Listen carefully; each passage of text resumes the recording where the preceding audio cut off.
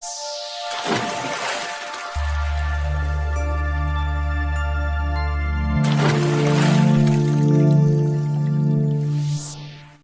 berasal dari arti namanya laswang, yang merupakan sebutan alat penumbuk padi pada zaman dahulu. Hari ini menggambarkan semangat serta kekompakan para perempuan masa dulu yang harus menumbuk dulu padi yang telah dipanen agar bisa menjadi beras yang siap untuk dimasak. Untuk itu, marilah kita saksikan bersama.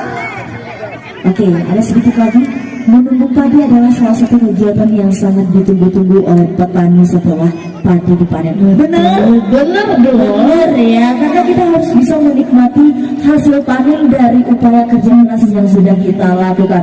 Untuk itu, marilah bersama-sama kita saksikan penampilan berikut ini, tari laswang dengan nomor 5. Selamat menyaksikan.